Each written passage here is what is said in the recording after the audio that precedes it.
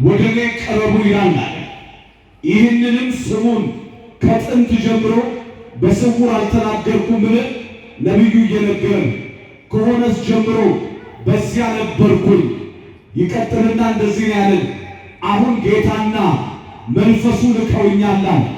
ጌታ ሲል ጌታ እግዚአብሔር፣ መንፈሱ ልከውኛል። መንፈስ ቅዱስ ምስጢርን የሚገልጠው። ስለዚህ መንፈስ ቅዱስ አካል ልዩ አካል እንዳለው በነገረ መንፈስ ቅዱስ ትምህርት የሚገለጠው አንዱ ይሄ ለአብ ፍጹም ገጽ፣ ፍጹም አካል፣ ፍጹም መልክ እንዳለው እንዲሁም ደግሞ መንፈስ ቅዱስንም እንዲሁ ብለን የምንናገረው። በአራተኛ ደረጃ በስም ልዩ ነው።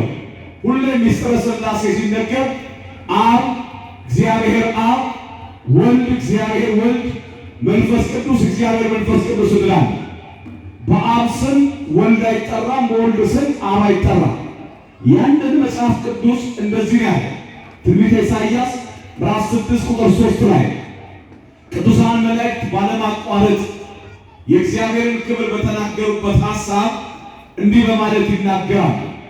አንዱ ለአንዱ ይላል። ተመልከቱ፣ አንድ ጊዜ ቅዱስ ሲሉክ እግዚአብሔር አብ ቅዱስ፣ ቅዱስ ሲሉ እግዚአብሔር ወልድ ቅዱስ፣ ቅዱስ ሲሉ እግዚአብሔር መንፈስ ቅዱስ ቅዱስ። ይሄንን በቅዳሴያችን ጊዜ ካህኑ በቤተ መቅደስ የምትሰሙት የምታዳምጡት ይሄ አሐዱ አብ ቅዱስ፣ አሐዱ ወልድ ቅዱስ፣ አሐዱ ውእቱ መንፈስ ቅዱስ። ይሄን በማምጣት ቤተክርስቲያናችን እግዚአብሔር አብ ቅዱስ፣ እግዚአብሔር ወልድ ቅዱስ፣ እግዚአብሔር መንፈስ ቅዱስ ቅዱስ ትላለች። በስም ልዩ ነው ስንል የመንፈስ ቅዱስ ስሙ መንፈስ ቅዱስ ነው። ያንን እንዲህ በማለት ትነግራለች። ሌላው መንፈስ ቅዱስ ሰራጺ ነው። ስለ መስረጽ ምንድን ነው የወጣ ማለት ነው። ይህንን በግብር ይገለጣል። የእኛ ቤተክርስቲያን የአብ ግብሩ መውለድ ነው። የወልድ ግብሩ መወለድ ነው። የመንፈስ ቅዱስ ግብሩ መስረጽ ነው። ያንን እንዲህ ብሎ ጌታችንና መድኃኒታችን ኢየሱስ ክርስቶስ በዮሐንስ ወንጌል ምዕራፍ 15 ቁጥር 26 ላይ እንዲህ ያለ፣ ዳሩ ግን እኔ ከአብ ዘንድ የምልክላችሁ አለ። መውጣትና መላክ ይለያያል። የምልክላችሁ አጽናኙ እሱ ከአብ የሚወጣው መንፈስ ቅዱስ የሰረጸው ከአብ የሚወጣው የእውነት መንፈስ በመጣ ጊዜ ምንድን ያለን አምላካችን እሱ ስለኔ መሰክርላችኋል። አሁን የተፈለገው ጉዳይ እግዚአብሔር አብ አስራጺ፣ እግዚአብሔር መንፈስ ቅዱስ ሰራጺ መሆኑ። ስለዚህ ቤተክርስቲያናችን በዶግማዋ ቤተክርስቲያናችን በሃይማኖት ትምህርቷ የምታስተምረው ይሄንን መንፈስ ቅዱስ ማን ነው ሲባል አጽናኝ ነው። አንዱ ከሚገለጠ መንፈስ ቅዱስ ባህሪ አጽናኝ ነው። አልቃሻውን ዓለም እንባቸውን የጠረገ ድንኳን ጥሎ ለቅሶ ያልተቀመጡ ሐዋርያት፣ በሸንጎና በአደባባይ እንደ ሽንኩርት የተከተፉ ሐዋርያት፣ ጠዋት ወንጌልን ሰብከው ከሰዓት እስር ቤት ያደሩ፣ በደም መካከል ተወራርደው ወንጌልን እንዲሰብኩ መከራውን እንዲያልፉ ከሞቱ በኋላ ሕይወት ከመቃብር በኋላ ትንሣኤ አለ በማለት ያጽናናቸው እግዚአብሔር መንፈስ ቅዱስ ነው። መምህራችንና አምላካችን ኢየሱስ ክርስቶስ እንዲህ ብሎ በወንጌል ነግሮናል። ዮሐንስ ወንጌል ምዕራፍ 14 ቁጥር 26 የእግዚአብሔር ቃል እንዲህ ይላል። ጌታችንም እንዲህ አለን፣ አብ በስሜ የሚልከው ግን አለ አብ በስሜ የሚልከው ግን መንፈስ ቅዱስ የሆነው እሱ አጽናኝ ሁሉን ያስተምራችኋል አለ። ስለ እኔም ይነግራችኋል፣ ሁሉንም ያሳስባችኋል። በመከራ ሰዓት የሚያጽናና፣ በሐዘን ሰዓት የሚያበረታ፣ ከአቤል ሞት ጀምሮ ምድራችንን ያጽናና እግዚአብሔር መንፈስ ቅዱስ እሱ ያጽናናችኋል። ታዲያ እንደዚህ ከሆነ የግድ ወደ ኋላ ሄደን ጥቂት ነገሮችን ማየት ግድ ይላል። የተወደዳችሁ ምዕመናን ኢየሱስ ክርስቶስ ለምን በአስረኛው ቀን አረገ ቢባል አስረኛው ማዕረጋትን ሊያሳየን፣ በአስረኛው ቀን ለምን አረገ ቢባል የሚገለጡት ምክንያቶች አሉ። ልክ እንደተናገረው በአርባኛው ቀን ወደ ሰማይ አረገ፣ በአስረኛው ቀን ደግሞ መንፈስ ቅዱስ ላከን። ስለዚህ በአስረኛው ቀን መንፈስ ቅዱስ ወደ ምድራችን መጣ። በአርባኛው ቀን አረገ ስንል የ40 ቀን ልጅነታችን እንዲመለስልን፣ በ40ኛው ቀን በመካከላቸው ቆሞ አስተማራቸው፣ መከራቸው። በኋላ እያዩት ወደ ሰማይ አረገ። በ10ኛው ቀን ለምድራችን መንፈስ ቅዱስ መጣ። በአጠቃላይ 50 ቀን ሆነ። እዚህ ጋር የሚነግረን በዓለ ጰራቅሊጦስ ሲከበር ለምንድን ነው በ50ኛው ቀን የወረደው ሲባል የመጀመሪያው ኃይልን ለመስጠት ነው። ለደከመው ዓለም፣ ድካም ላይ ላለው ዓለም፣ ጉልበት ላላገኘው ዓለም፣ ተስፋ ለቆረጠው ዓለም የክርስቶስን መነሳት አምነዋል። ውስጣቸው ግን ይሸማቀቃል። ያንን ምንድን ያለው ጌታችን እንዲህ ብሎ ነገራቸው። ሉቃስ ወንጌል ምዕራፍ 24 ቁጥር 49 ላይ ተመልከቱ። በደብረ ዘይት የገሊላ ሰዎች የቢታንያ በዚያ ተሰብስበው አንድ ነገር አለ። ኢየሱስ ክርስቶስ ከምድር ወደ ሰማይ ሲያርግ በጣም ብዙ ተስፋ ቆርጠዋል። ይቤዠናል፣ ያድነናል ብዙ ያሉት አሁን ተስፋ ቆርጠው ሲያዩ ሁለት መላእክት ለምስክርነት ነው የመጡት። ከናንተ ወደ ሰማይ ሲሄዳል። ከናንተ ማለት የእናንተን ሥጋ የለበሰው ሲሄድ ያያችሁት እንዲሁ ይመጣል። ሁለት ተስፋ ነገሩን ነው የሄዱት።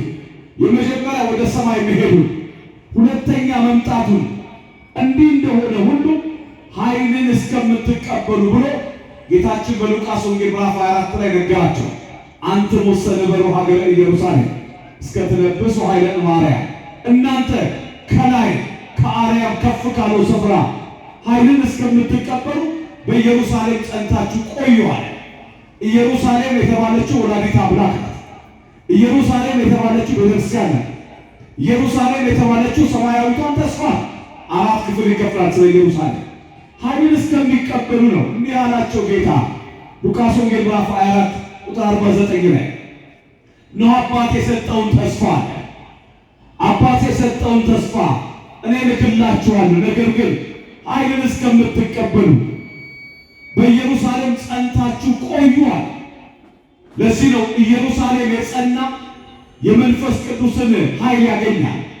ኢየሩሳሌም የጸና በመንፈስ ቅዱስ ይመራል። ቤተክርስቲያናችን ያለችን ይሄ ቅዱስ ያሬድ ከሚዘመሩት መዝሙራት መካከል አንዱ በዕለተ ሰንበት ትወድሶ ኢየሩሳሌም ለእግዚአብሔር ይላል። ኢየሩሳሌም እግዚአብሔርን ታመሰግነዋለች። ምን ብላ ነው የምታመሰግነው?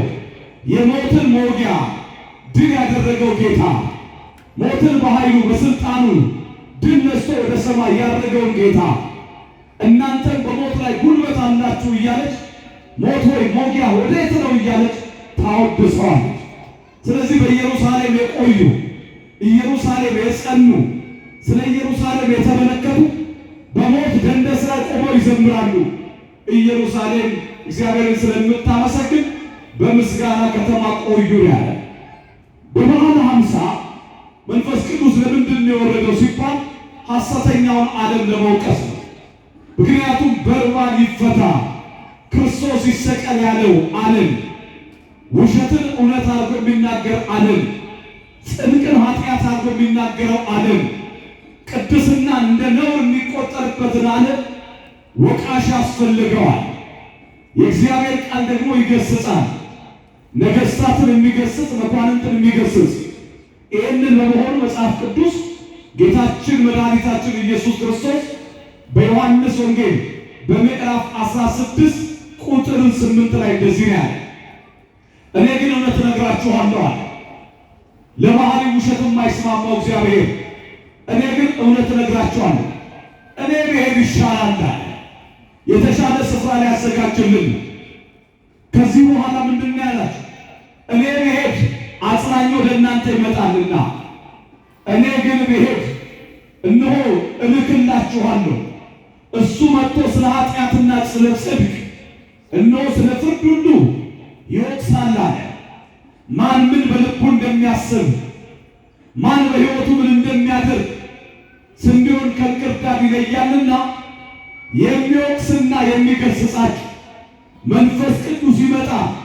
መንፈስ ቅዱስ ወደዚህ ዓለም የመጣው ከጌታ ሞት ጀምሮ በደልና ኃጢአትን ለሰሩ በምድራችን ላይ ክፋትን እንደ ጽድቅ ለተናገሩ መንፈስ ቅዱስ የህሊና ሚዛንን እየመዘነ ስለሚናገር ሊወቅስ ይመጣል። መንፈስ ቅዱስ ለምን መጣ? ሌላው ሰዎችን ወደ እውነት ለማድረስ እውነት በምድራችን ላይ ስለጠፋ እውነት ማን ነው ሲባል ራሱ እግዚአብሔር ጌታችንና መድኃኒታችን ኢየሱስ ክርስቶስ በዮሐንስ ወንጌል በምዕራፍ 14 ቁጥር 6 ላይ ተመልከቱት። እንዲህ ብሎ ነው ጌታ የነገረን፣ አነ ውእቱ ፍኖተ ጽድቅ ወሕይወት፣ እውነትና ሕይወት መንገድ ይለኛል። እውነት ምንድነው? መንገድ ምንድነው? ሕይወት ምንድነው? ይሄንን በሰፊው ሊቃውንት ተረጉሙታል። ከዚህ የተነሳ ምንድን ያለ በዮሐንስ ወንጌል በምዕራፍ 16 ቁጥር 13 የእግዚአብሔር ቃል እንደዚህ አለ፣ ግን እሱ የእውነት መንፈስ በመጣ ጊዜ አለ። እዚህ ላይ ልታውቁ የሚገባው ነገር አለ። የውሸትም መንፈስ ምድሪቷን እንዳለ ዛሬ የምታዩት የምትሰሙት በስመ እግዚአብሔር መጥተው ግን የሐሰትን መንፈስ የሚናገሩ ስለ መንፈስ ቅዱስ ሳይሆን የራሳቸውን ሐሳብ የሚገልጡ አጋንንታዊ መንፈስ ያላቸው የውሸት መንፈስም እንዳለ ልናውቅ ይገባል። ምክንያቱም መንፈስ ቅዱስ አረፋ ያስደብቅ። መንፈስ ቅዱስ በጎ ነገር እንደሚያናግረው እንደ ቲያትር ቤት ድራማ የሚሰሩ ከእግዚአብሔር ሐሳብ ይልቅ ልክ የምድራዊን ሀብትን የምድራዊ ክብርን የሚናገሩ ተደርጎልሃል ሆኖልሃል የሚሉ ወደ ንስሐ ሳይሆን በምድር ባለጸግነት የሚናገሩ የሐሰትን መንፈስ የሚናገሩ የውሸት ሰራተኞች አሉ ብሎ መጽሐፍ ቅዱስ ይናገራል። እዚህም ላይ የነገረ ግን እሱ የእውነት መንፈስ በመጣ ጊዜ አለ ወደ እውነት ይመራችኋል፣ የሚሰማ ሁሉ ለእሱ ይናገረዋል እንጂ አለ ሌላ አይደለም። ሰው ወደ እውነት እንዲመጣ ሰው የጽድቁን ጎዳና የሕይወትን መንገድ እንዲያገኝ ሰዎችን ወደ እውነት ሊመራ መንፈስ ቅዱስ በበዓለ ሃምሳ ወርዷል። መንፈስ ቅዱስ በበዓለ ሃምሳ ለምን ወረደ ቢባል ለማጽናናት። ማንም ሊያጽናና? ቅድም ነግሬያቸዋለሁ። ትእዛዙን ለሚጠብቁ ዛሬ እንደሰማን እነ ቅዱስ መርቆሬዎስ አደባባይ ቆመው ምስክርነትን ለተናገሩ በደም ተወራርደው እግዚአብሔርን ላከበሩ ደማቸውን ላፈሰሱ ምስክርነታቸው እስከ ሞት ለሆነ አለ ሌላ ተስፋ። በገዳዮቻቸው ፊት ሰማዕታት ያልፈሩት በሰይፉ ላይ ኢየሱስ ክርስቶስን ስላዩት ሰማዕታት ገዳዮቻቸው ፊት ቆመው የዘመሩት በያዙት ገዳዮቻቸው በያዙት ሰይፍ ላይ አንዱ ሰይፍ ላይ ኢየሱስ ክርስቶስን አይተውታል። የሰይፉ እንደገና ሁለተኛው አካል ላይ ገነት ተከፍታ አይተዋል።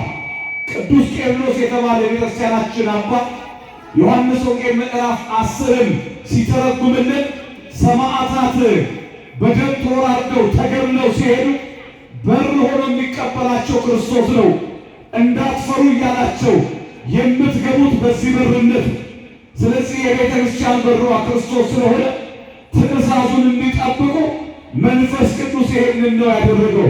እንዲህ ያለ ዮሐንስ ወንጌል ምዕራፍ 14 ቁጥር 15 ብትወዱኝ ትእዛዜን ጠብቋል። የእግዚአብሔር ትእዛዝ ቀንበር አይደለም።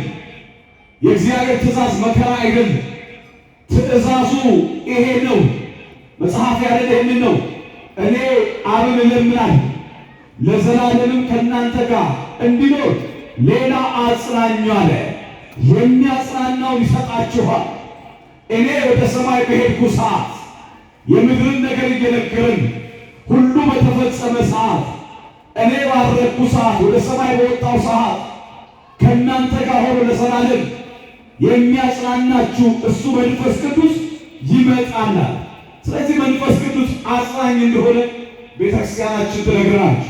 መንፈስ ቅዱስ ስለ ወልድ ሊመሰክርልን የመጣው ምክንያቱም ኢየሱስ ክርስቶስ የባህሪ አምላክነቱን ጌትነቱን እግዚአብሔርነቱን ያልተረዱ ብዙዎች አሉ። ዛሬም እንደምንሰማው እንደምናየው በተለይ አሁን እንደሚሰሙት በየሚዲያው እንደምታዩት በባህሪው ላይ በአምላክነቱ ላይ በጌትነቱ ላይ ብዙ ጥያቄ ያመጣሉ። ስለዚህ ብዙ ነገር ተናግረዋል። እግዚአብሔርነቱን ያልተረዱ ብዙዎች አሉ። በአጭር ቁመት በጠባብ ደረት ተገልጦ ሲመጣ አምላክነቱን ያላወቁ ብዙዎች አሉ። መጽሐፍ ስለ እነሱ እንዲህ እያለ ይናገራል። በአንደኛ ቆሮንቶስ በምዕራፍ 12 ቁጥር 3 ብርሃነ ዓለም ቅዱስ ጴጥሮስ የተናገረው ቅዱስ ጳውሎስ ደግሞ እንደዚህ ይላል። አንደኛ ቆሮንቶስ ምዕራፍ 12 ቁጥር 3 ላይ ስለዚህ ማንም በእግዚአብሔር መንፈስ ይናገራል። አስተውሉ። ማንም በእግዚአብሔር መንፈስ ሲናገር ኢየሱስ የተረገመ ነው ብሎ የሚናገር ካለ እርሱ ክፉን ሐሳብ ይዞ መጣ። ኢየሱስ ክርስቶስ ግን የእግዚአብሔር ልጅ ነው፣ ኢየሱስ ክርስቶስ ግን አምላክ ነው ብሎ የሚናገር ካለ ከመንፈስ ቅዱስ ነው። የአምላክነቱን ምስጢር ተረድቶ እንደ ሌሎቹ አማላጅም አይል፣ ከፍ ብሎ እንደ ሌሎቹ ደግሞ ፍጡር ነው የማይል፣ እጸጽና ክብደት የሌለበት እሱ ከሆነ ከመንፈስ ቅዱስ ነው የሚናገረው። ከመንፈስ ቅዱስ የሆነ ይታወቃል። ቤተክርስቲያናችን ገና ቅዳሴው ሲጀመር ካህኑ በደንብ አድርጋችሁ ስሙ። የንስሐ ጸሎት ይላል። ወዲያውኑ ይህ ስፍራ ይህ ሰዓት እጅግ ያስፈራናል። ምክንያቱም አገልግሎቱን በሙሉ የሚቆጣጠረው እግዚአብሔር መንፈስ ቅዱስ ነው። የሥጋ ጉዳይ በዚያ ሰዓት አይነሳም። ሰማይ ተከፍቶ ይታያል። መላእክት ከሰማይ ወርደው አብረው በቅዳሴ ይሳተፋል። ምድራውያን ሁሉ የሰማይ ምስጢር ይታያቸዋል። ያንን የሚያከናውን የሚመራ ኢትዮጵያዊ ቄርሎስ የተባለው አባ ጊዮርጊስ ዘጋስጫ እንደዚህ ይላል። መንፈስ ቅዱስ ቤተ ክርስቲያንን ዕለት ዕለት ያሞቃታል። መከራው እየመጣ ቆማ የምትዘምረው ቤተ ክርስቲያን በመንፈስ ቅዱስ ስለምትመራ፣ ስለዚህ መንፈስ ቅዱስ ስለወልድ ሊመሰክርልን ነው። በዚህ ብቻ በቃ መጽሐፍ ሁሉን ወደ ጽድቅ ለመምራት ነው የመጣው ቅዱሱ መንፈስ። ሁሉን ወደ ጽድቅ ለመምራት። ጽድቅ ምንድን ነው ቢባል በጎን ሥራ ከምግባር ጋር አያይዞ መኖር የጽድቅ ሥራ። አብርሃም አመነ ብሎ ተቆጠረለት፣ ጽድቅ ሆኖ ተቆጠረለት። ጽድቅ ለማግኘት ሃይማኖት ያስፈልጋል። ጽድቅ ለማግኘት ሥራ ያስፈልጋል። ያለ ሥራ መጽደቅ አይቻልም። እኔ አይደለሁም መጽሐፍ ቅዱስ የያዕቆብ መልእክት ላይ ይናገራል። ምዕራፍ 2 ቁጥር 12 ጀምሮ ተመልከቱት። እምነት ያለ ሥራ በራሱ የሞተ ማንም እምነት አለ የሚል ሥራ ከሌለ ሞተ። በፕሮቴስታንቱ አይደለም የምንሰማው ይሄ ሥራ አያስፈልግም፣ በእምነት ጸድቀናል እንዲህ የሚል የመጽሐፍ ቅዱስ አስተምሮ ይል። ስለዚህ መጽሐፍ ቅዱስ እየነገረን ያለው ሁሉን ወደ ጽድቅ ለመምራት ልበ አምላክ ዳዊት በዳዊት መዝሙር 142 ላይ እንዲህ ይላል፣ አንተ አምላኬ ነህና አለ። አንተ ምን ነህና? አምላኬ ነህና አምላክነቱን ፍቃድህን ለማድረግ አስተምረኝ። ወደ እውነቱ ምራኝ። ፍቃድህ አንተ የምትወደው ነገር ምንድን ነው? እግዚአብሔር ሆይ አንተ የሚያስደስት ነገር ምንድን ነው? ቆመን መዘመራችን፣ ማስቀደስ መቀደሳችን ለአንተ ደስ የሚያሰኝ ነገር ምንድን ነው? ሰውነታችን አቃጥለን ፍቅር ከሌለን ምን ዋጋ? እግዚአብሔርን ደስ የሚያሰኘው የፍቅር ሰዎች ስለሆን፣ እግዚአብሔርን ደስ የሚያሰኘው ወንድምህን ስትወድ ነው። እግዚአብሔር ደስ የሚያሰኘው ከሰዎች ጋር ሁሉ በሰላም ስለኖር። ይቀጥልና ልበ አምላክ ዳዊት ቅዱሱ መንፈስህ አለ በምድር ወደ ጽድቅ ይመራኛል። ሰው በጎ ነገር የሚሰራው መንፈስ ቅዱስ በውስጡ ሲኖር፣ ሰው በጎ ነገር የሚሰራው እንደ ኤልሳቤጥ በመንፈስ ቅዱስ ተሞልቶ ድንግል ማርያምን ሲያመሰግን የጌታዬ እናት ሆይ ወደ እኔ ትመጪ ዘንድ እንዴት ይሆናል? መንፈስ ቅዱስ የመራቸው ሰዎች ቅዱሳን ያከብራል። በመንፈስ ቅዱስ የተቀኙ ሰዎች አንደበታቸው በጎ ነገር እንደሚናገሩ፣ ዛሬ እንደምንሰማው ቅዱሳንን የሚሳደቡ ስለ መንፈስ ቅዱስ ግን ምንም አይነት ጥልቅ እውቀት ስለሌላቸው ነው። ቅዱሳንን ማክበር አንዱ በሰዎች ላይ ያደረ እግዚአብሔር መንፈስ ነው። ስለዚህ እንደዚህ ያለው ይገራል። ታዲያ እንዲህ ከሆነ ጰራቅሊጦስ ለሕይወታችን ማን ነው? ወገኖች መንፈስ ቅዱስ ለሕይወታችን ማን? ስለ ሕይወት መጽሐፍ ቅዱስ ምን ይለናል? ሕይወት ቀጣይ ነው፣ ውህደት። ከሞት በኋላ ሕይወት እንዳለ እናውቃለን። ከመቃብር በኋላ ትንሣኤ እንዳለ እናምናለን። ስለዚህ ሕይወትን እንድናስባል የመጀመሪያው ለሕይወታችን መንፈስ ቅዱስ የቤተ ክርስቲያን እነሆ የቤተ ክርስቲያን ወይም ደግሞ የክርስቶስ ቤተሰብ እንድንሆን ያደርገናል። ከክርስቶስ ጋር እንድንሆን ያንን መጽሐፍ ቅዱስ እንደዚህ ይለናል። ብርሃነ ዓለም ቅዱስ ጳውሎስ በአንደኛ ቆሮንቶስ ምዕራፍ 12 ቁጥር 3 ላይ እንዲህ ያለ አይሁድ ምን ሆና በዘር ጉዳይ ሄዱን፣ የግሪክ ሰዎች ምን ሆን ወይም ባሪያዎች ምን ሆን፣ ጨዋ ምን ሆን፣ ሁላችን አለ በአንዱ መንፈስ አንድ አካል እንድንሆን ተጠምቀናል። የዚህ ህብረት የምናገኘው የክርስቶስ ቤተሰቦች ምን ሆነው ክርስቶስን የምንለብሰው በጥምቀት ነው። ያንን ደግሞ እንድናገኝ የሚያደርግን ከክርስቶስ ጋር ያለንን አንድነት እንድናገኝ የሚያደርግ መንፈስ ቅዱስ ነው። ለዚህ ነው ቅዱስ ጳውሎስ ሮሜ 6:5 ላይ እንዲህ የሚለን የቅዱስ ጳውሎስ መልእክት ወደ ሮሜ ሰዎች ምዕራፍ 6 ቁጥር 5 ላይ እንዲህ ብሎ የነገረን ሞትን በሚመስል ሞት ከእሱ ጋር ከተባበርን ትንሣኤውን በሚመስል ትንሣኤ እንተባበራለን አለ። ምን ማለት ነው? የክርስትና ሕይወት የሚጀመረው ከሞት። ማናችን ሕይወት ያገኘነው ሞተን ነው። እንዳደረግን በ40 እና በ80 ቀን ስመ ክርስትና አብተውልና ስንቀበል ማየገቦ ይባላል። ካህኑ 3 ጊዜ ብቅ ጥልቅ ሲያደርገን መውረዳችን የሞት ምሳሌ፣ ብቅ ማለታችን ደግሞ የትንሣኤ ምሳሌ ነው። ስለዚህ ከሞት ነው ወደ ሕይወት የምንሄደው። ያንን በማምጣት መጽሐፍ እንደዚህ ይላል ቅዱስ ጳውሎስ እንደነገረን እንዲህ ያለን። ስለዚህ ማንም ቢሆን ከመንፈሱ ተጠምቀናል። ሁላችን በአንዱ መንፈስ በሆነ በመንፈስ ቅዱስ ምስጢር ተገልጦልናል። የክርስቶስ ቤተሰቦች ናል። ሌላው ምን በሕይወታችን ምን ያደርጋል? መንፈስ ቅዱስ ሲባል በሕይወታችን ይኖራል። በሕይወታችን የሚኖረው እግዚአብሔር መንፈስ። ቅዱስ ጳውሎስ በአንደኛ ቆሮንቶስ ምዕራፍ 3 ቁጥር 16 ላይ ስለ ቤተ መቅደስ፣ ስለ ታቦት፣ ስለ ሰው ታቦትነት የእግዚአብሔር ማደሪያነታችን ሲነገር እንደዚያ የእግዚአብሔር ቤተ መቅደስ እንደሆናችሁ አታውቁም አለ። ሰኔ 21 ቀን ስናከብር አንዱ ቤተ መቅደስ የተባለው የሰው ልጅ በፊልጵስዩስ ቂሳርያ ከ3 ዓለት በእግዚአብሔር ተአምር ተስባ የተሰራችው የመጀመሪያዊቷ ቤተክርስቲያን የሰው ልጅም የእግዚአብሔር ማደሪያ ቤተ መቅደስ ነው ይላል። ቤተ መቅደስ አዎ ቤተክርስቲያን 3 ክፍል እንዳለ በሰው ሕይወት ውስጥ ያለው ነገር ይነግራል። ይሄን በማምጣት እንዲህ ያለን የእግዚአብሔር መንፈስ እንደሚኖርባችሁ አታውቁም ማለት የመንፈስ ቅዱስ ማደሪያ እንደሆናችሁ አታውቁም። ማንም ይሄን ቤተ መቅደስ ቢያፈርስ እግዚአብሔር ያፈርሰዋል። በዘላለም ሕይወት ውስጥ ለመኖር የእግዚአብሔር ቤትነቱን እኛ ይዘን ጠብቀን ልኖር ይገባል። የተወደዳችሁ ምእመናን ይሄ አካላችን ይሄ ሰውነታችን በደም ዋጋ የተገዛ ነው። ማንም እንደፈለገ አካሉን ለሌላ ነገር መስጠት አይችልም። ከጥፍር እስከ ራስ በደም ዋጋ የተገዛን እግዚአብሔር ይሄን ቤተ መቅደስ ያው ነው ይላል። ያውነቱን ሲነግረን ከሞት በኋላ ሕይወት እንዳለን መቃብር ተንተርሶን ድንጋይ ተጭኖን የምንቀር አይደለንም። ይመጣል አምላካችን፣ እንነሳለን። ቅዱስ ጳውሎስ ለቆሮንቶስ ገበሬ እንዲህ ይላል። አንደኛ ቆሮንቶስ ምዕራፍ 15 ቁጥር 40 ላይ በአንድ ዘለላ ስንዴ ሲያስተምር እቺ ስንዴ በስብሳ እንደምትነሳ ሁሉ ትንሣኤ አለ ብሎ ይነግራል። ይሄን በማሰብ ታዲያ መንፈስ ቅዱስ ማን ነው ስትባል በሕይወታችን የሚኖር ሶስተኛ መንፈስ ቅዱስ የሕይወታችን ማህተም ነው ይላል። ማህተም የማለፊያ ደብዳቤ። አንድ ደብዳቤነቱ የሚታወቀው እርግጠኛ ነኝ ራስጌና ግርጌ አለ። ማህተም የሌለው ደብዳቤ ተቀባይነት የለም። እኔና እናንተ በዚህ ምድር ስንኖር የታተምንበት ማህተም አለ።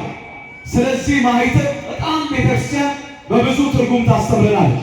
ቅዱስ ጳውሎስ ግን ለኤፌሶን ክርስቲያኖች ለኤፌሶን ሰዎች የላከላቸው መልእክት አለ። እንዲህ ይላል፣ ለቤዛ ቀን የታተማችሁበት አለ። ለምን ቀን? ምንድን ነው ቤዛ? ምዕመናን ምንድን ነው ቤዛ? መቤዠት ነው።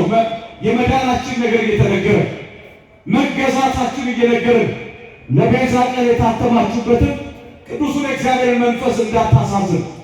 ስንጠመቅ በዚህ ማኅተም ነው የምንታተመው። ሰይጣን እያየ የሚያልፈው እላያችን ላይ ያለው ቅዱሱ ማኅተም ስላለን፣ ስለዚህ በሕይወታችን ውስጥ ማኅተም አለ። ግርጌና ራስጌ እንደሚመታ ሁሉ ክርስቲያን በዚህ ማኅተም ተመቷል። መንፈስ ቅዱስ በሕይወታችን ምን ያደርጋል ሲባል በሕይወታችን ፍቅርን ያረሰርስልናል። ፍቅር ያረሰርስልናል። ስለ ፍቅር ብዙዎች ጽፈዋል። የፍቅርን ጥግ መቃብር ላይ ያስቀምጠውታል። የእግዚአብሔር ፍቅር ግን ከንግግር በላይ ስለሆነ የእግዚአብሔር ፍቅር ግን ተአምር ስለሆነ ይህንን ፍቅር ነው ዓለም ሊያውቅ የሚገባው። እስቲ መጽሐፍ ቅዱስ ምን ይላል?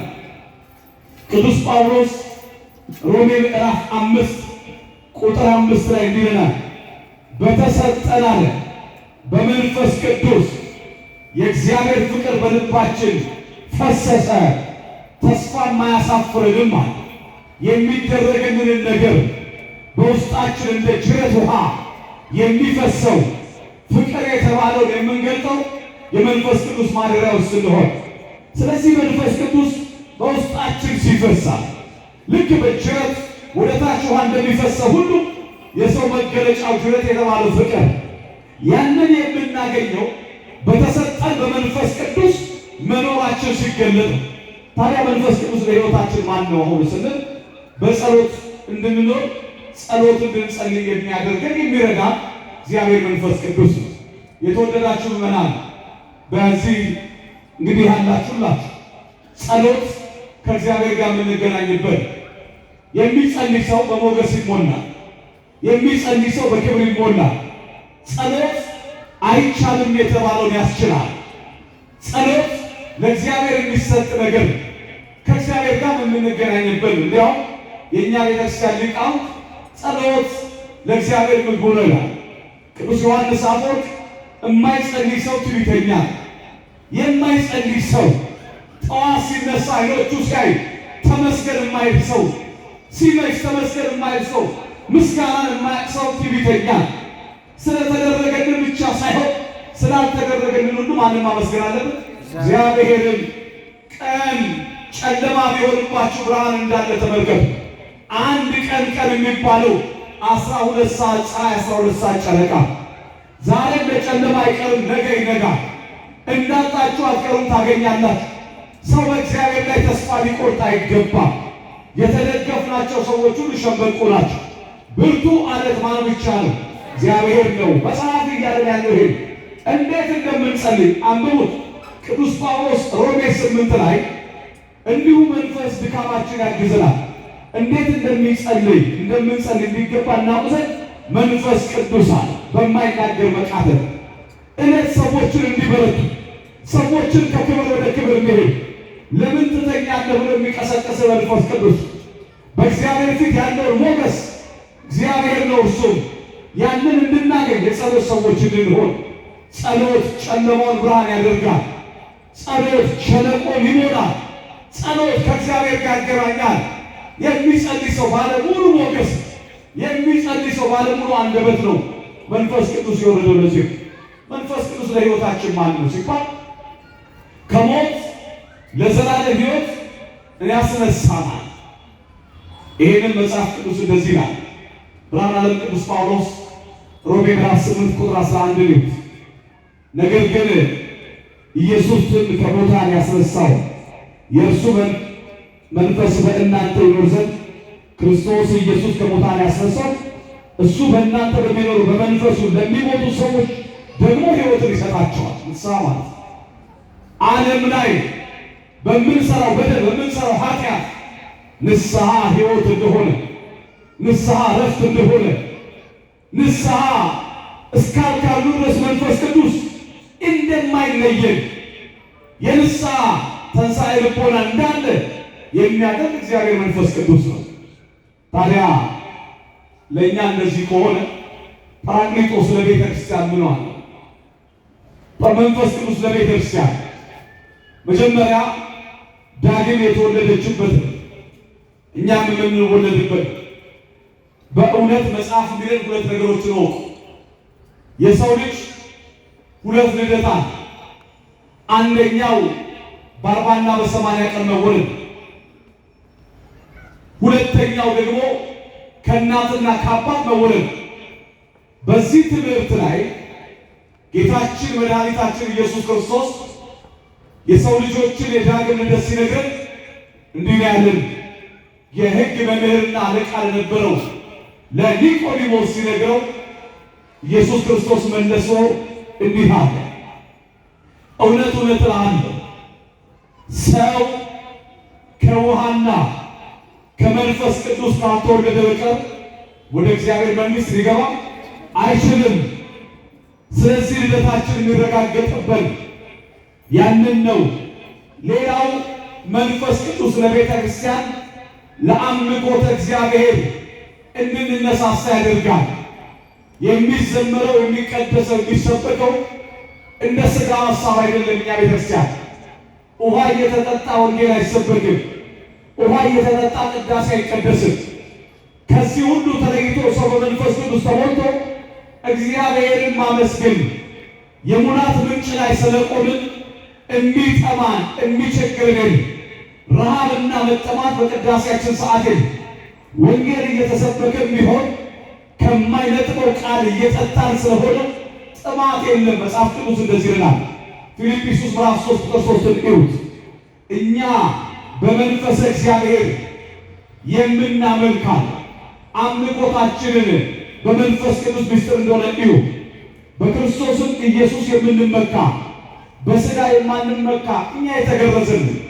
ስለዚህ ስለምን መገረዝ? ስለ ሥጋ መገረዝ አለ። የጥምቀትን ጉዳይ የነገረን ይሄንን ስለምናደርግ አምልኮታችን ሥርዓታችን እንደ ሥጋዊ ሰዎች አይደለም። ያንን የሚያከናውን እግዚአብሔር መንፈስ ቅዱስ ነው። መንፈስ ቅዱስ ለቤተ ክርስቲያን ሲባል በመንፈስ ቅዱስ ወንጌል ተሰብካለች። ምንድነው ወንጌል የሚለው? በስነ መለኮት ቋንቋ ወንጌል የሚለው አንግሊዮን የተባለ ግሪክ ቃል ወንጌል የሚለው ሲተረጎም ወደኛ የምስራች ማለት ነው። ቅዱስ ማቴዎስ በማቴዎስ ወንጌል ምዕራፍ 13 ቁጥር 1 ላይ እንዲህ በማለት ይናገራል። ብልህ ሴት በሦስት መስፈሪያ ወስዳ ያስቀመጠችውን እርሾ ይመስላል። እርሾ ዱቄቱን ሰብስቦ አብኩቶ ለበጎ ነገር እንደሚያደርገው ሁሉ ቤተ ክርስቲያንን በወንጌል መረብነት በወንጌል ምስጢር ይህን ታደርጋል። ወንጌል እንዲሰበክ የሚያደርገው እግዚአብሔር መንፈስ ቅዱስ ነው። እንደዚህ ተብሎ የተጻፈው የሐዋርያት ሥራ ምዕራፍ 8 ቁጥር 25 እዩ። እነሱም ማለት ከመሰከሩ በኋላ ወንጌል ምስክርነት፣ ሰማዕትነት ምስክርነት። ለዚህ ነው ዛሬ ቅዱስ መርቆሬዎስ የወንጌል ምስክር ስለሆነ፣ ምስክርነት ደግሞ የማስታወቂያ ሕይወት አይደል መኖር መጽሐፍ የሚለው ነው። እነሱም ወንጌልን ከመሰከሩ በኋላ የጌታን ቃል እየተናገሩ በኋላ ወደ ኢየሩሳሌም ተመለሱ። በሳምራውያን ብዙ መንደሮች ዞረው ወንጌልን ሰበኳል። ወንጌልን እንዲሰብኩ ያደረጋቸው እግዚአብሔር መንፈስ ቅዱስ ነው። መንፈስ ቅዱስ ለቤተ ክርስቲያን ይመራታል፣ ይገልጥላታል። ቅዳሴ ቅድም ነግሬያቸዋል። ገና ሲጀመር ካህኑ የሚለው ይህ ሰዓት የሚያስፈራ ነው። የመንፈስ ቅዱስን አገልግሎት እየነገረ ከዛ ይመራታል። ምን አድርጎ?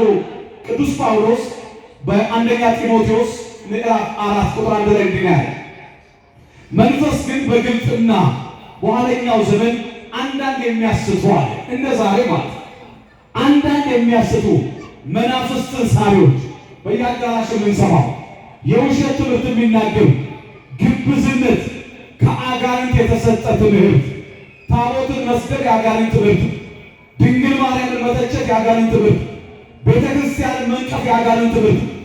ምክንያቱም ሰው በመንፈስ ቅዱስ ከሆነ የሚናገረው በጎ ነገር። ይሄንን ምንድን ነው የሚለን? የአጋንንትን ትምህርት እያዳመጧል። የማንን ትምህርት እያዳመጡ? የአጋንንትን ትምህርት እያዳመጡ ሃይማኖት ይክዳል። ሃይማኖት አያድንህም ለሚለው ሰው ይሄን ጥቀስ። ሃይማኖትን ይክዳሉ። ሃይማኖት ይክዳሉ። በገዛ ሕሊናቸው እንደሚቃጠሉ ደንዝዘዋል። እግዚአብሔር ከዚህ ሰወረ። ሃይማኖት መካድ፣ መደንዘዝ። መንፈስ ቅዱስ ለቤተ ክርስቲያን ውሳኔ ይወስንላታል። ይህንን በሐዋርያት በጉባኤያቸው በሲኖዶስ ይህን ነግረውናል። የሐዋርያት ሥራ ምዕራፍ 15 ውሳኔ ሲያስተላልፉ ሄዱ። ዛሬ ቅዱስ ሲኖዶስ የሚወስነው ውሳኔ የመንፈስ ቅዱስ ውሳኔ እንዲህ ይላል። ለጣዖት ከተሰዋ ከደም ከታነቀ ከዝሙት ትርቁ ዘንድ ከዚህ ከሚያስፈልገው በቀር ሌላ ሸክም እንዳንጭንባችሁ አለ።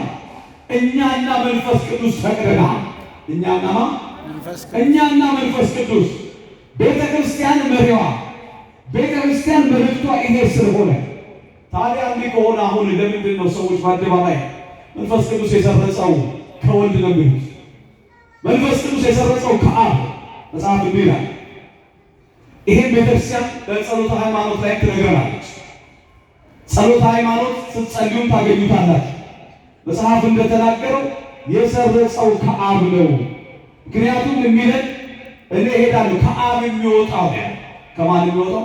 ከአብ የሚወጣው። ስለዚህ የመንፈስ ቅዱስ ስጦታን ስናይ እንሄዳለን። የሰረጸው የወጣው ከአብ። እንዲህ ከሆነ ኦርቶዶክሳዊ መጽሐፍ ቅዱስ ያለ ማስረጃ አንዱ የኦርቶዶክስ የስብከት ዘዴያችን ሊቃውንቱስ ምን አሉ? ስለ መንፈስ ቅዱስ የኛ አባቶች ምን ብለው ተናገሩ? ጥቂቶቹን እናገርና ትምህርቱን ጠቅላላ። አንደኛው ቅዱስ ቄርሎስ ዘኢየሩሳሌም ይባላል። ቅዱስ ቄርሎስ ዘኢየሩሳሌም። ቄርሎስ ስንት እንዳሉ ታውቃላችሁ? መንፈስ ቅዱስ ይላል በእምነት የሚያበረታ። በምን የሚያበረታ? በእምነት የሚያበረታ፣ በእውነት መንገድ እንድንጓዝ የሚያደርግ፣ ስለ ክርስቶስ ሰማዕታት የሆኑትን የሚያበረታቸው፣ ልባቸውን የሚያጠነክራቸው፣ ከኃጢአት የሚያነጻን፣ የእግዚአብሔር ማደሪያ እንድንሆን የሚያደርገን ማን?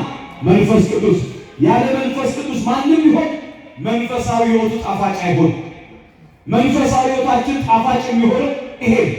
ስለዚህ መንፈስ ቅዱስ ቁሳዊ ነገሮችን መለኮታዊ ጸጋን በመለኮት ቅዱሳት ምስጢራትን እንዲፈጽሙ ያደርጋል። አይደለም ሰው ቅዱሳትን ዕቃዎች ቅዱስ ናቸው የምንለው በመንፈስ ቅዱስ ከተለወጡ በኋላ። ዮሐንስ አፈወርቅ ይባላል። በእኛ ቤተክርስቲያን ብዙ ጊዜ ስብከት ላይ ትሰማላችሁ። ወጣቶች ሃይማኖተ አበው የሚባል ትልቅ መጽሐፍ አለ በእኛ ቤተክርስቲያን። 75 አባቶች ነው የጻፉት። አንዱ ቅዱስ ዮሐንስ የቅዱስ ዮሐንስ መልእክቶች አሉ።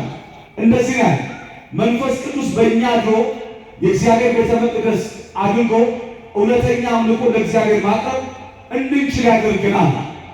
እርሱም ከጥፋት ክልል ወደ በረከት ሕይወት ያመጣናል።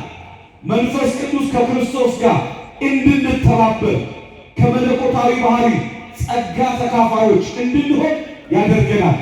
በቅድስና ሕይወት እንድንኖር ያደርገናል አለ ቅዱስ ዮሐንስ አፈወርቅ። ታላቁ ቅዱስ ቄርሎስ ደግሞ እንዲህ ይላል። አሁን ሁለተኛው ቄርሎስ ነው። መንፈስ ቅዱስ አእምሯችንን ጆሮአችንን ብሩህ ያደርጋል። አዎ ብሩህ ያደርግልን። አእምሯችንን ጆሮአችንን ብሩህ ያደርጋል። ብርሃን መንፈሳዊ ጥማታችንን የሚያረካ የሕይወትን ውሃ የሚቀድስ ደግሞም የሚያጽናና ነው። መንፈስ ቅዱስ የእግዚአብሔርን ምስጢር የሚገልጥ ነው። መንፈስ ቅዱስ ወደ እውነተኛነትን የሚያመጣን መምህራችን ነው። መንፈስ ቅዱስ መምህር ይባላል በእኛ ቤተክርስቲያን። ከመንፈስ ቅዱስ የተነሳ ዳግም እንወለዳለን። በክርስቶስ ወደ አዲስ ፍጥረታት እንለወጣለን። በጠላቶቻችን ፊት ለክርስቶስ ምስክር እንድንሆን ያደርገናል። ጥብዓት በውስጣችን ያኖራል። ያለ መንፈስ ቅዱስ ግን ክርስቲያን መሆን አይቻልም። ያለ መንፈስ ቅዱስ ሕይወታችን ባዶ ነው። ታላቁ ደግሞ ቅዱስ ጎርጎርዮስ ዘኢንዚናዙ እንደዚህ ሲነገር መንፈስ ቅዱስ በክርስቶስ ውስጥ ለመኖር እንድንችል ኃይልን የሚሰጠን ሕይወትን የሚሰጠን የእግዚአብሔር መንፈስ ነው። ያለ መንፈስ ቅዱስ ክርስቶስን መረዳት ማወቅ አይቻልም። እግዚአብሔር መንፈስ እንደሆነ የተላከው ከአብ የወጣው እሱ ነው። አትናቴዎስ ሐዋርያው ደግሞ መንፈስ ቅዱስ እንደዚህ ነው። ስለዚህ ቤተክርስቲያናችን እስከ ዛሬዋ ዕለት ስለ መንፈስ ቅዱስ የምታስተምረን ትምህርት ይሄ ነው። ያስተማረን የመከረን አምላክ ስሙ የተመሰገነ ነው። እግዚአብሔር ይመስገን።